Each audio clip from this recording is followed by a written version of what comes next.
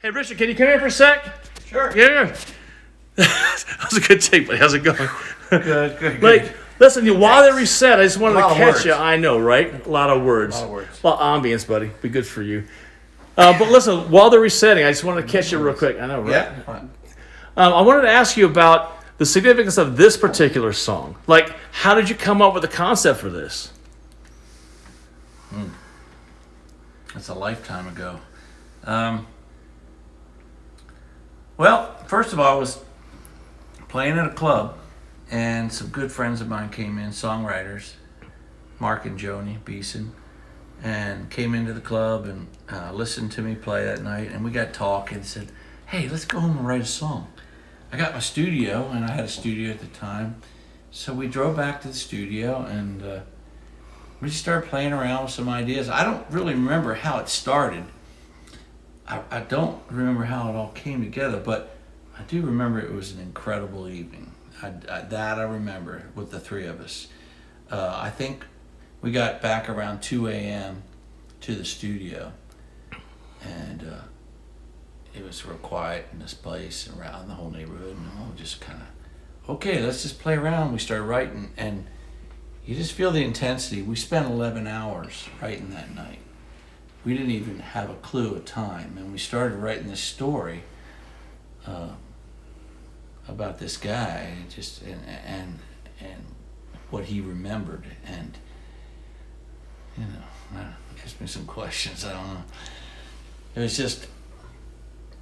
It was intense. I mean, we had some good lyricists, and we were all throwing lyrics lines in. Joni Chapel Beeson, she was great. She threw some great insight from a woman's standpoint, and we're trying to paint the picture of a man who saw this woman in the bar that he was highly attracted to. And it wasn't just a pickup, it was something special going on in the air, and that had to be in there. And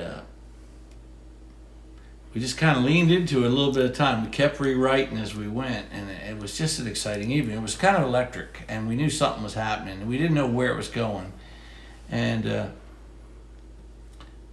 at the end, I said, this thing needs to pay off in some amazing way. And it's like, so I had experience in my life where I'd been with a girl, with a lady, and she had a daughter, and we broke up, but I bought her a locket as a gift to the daughter because I really loved this girl, and I knew I was going to be gone from this whole situation, and that kind of sparked, well, what if, I'd given her that as a present, say, when she grows up, give her this, and just say she was loved, and that wasn't the whole premise of the song, but that just kind of tweaked, what if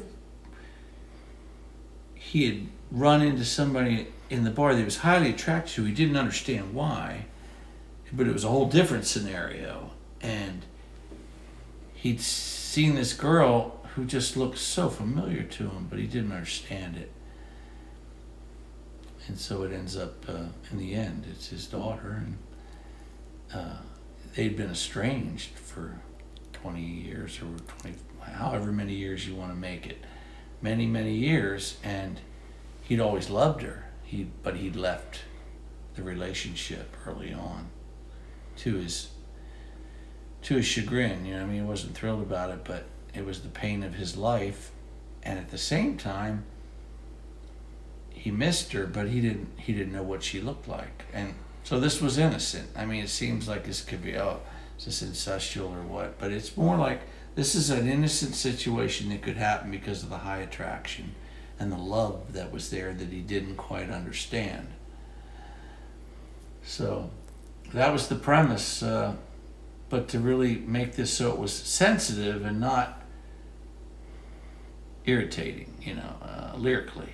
So that was the challenge for the three of us, and it was just an incredible experience. I know we came back a couple days later and rewrote a couple lines and worked on it a little more, but that 11 hours I always remember. Of course, the studio was black, and we came out, and it was bright sunlight out, and it was morning, and we just written a really interesting song many years ago. And this song has haunted me for years, as far as wanting to do it right, and I think I finally grew into it. So I rewrote a couple lines here and there, and it's what it is today. I hope you enjoy it.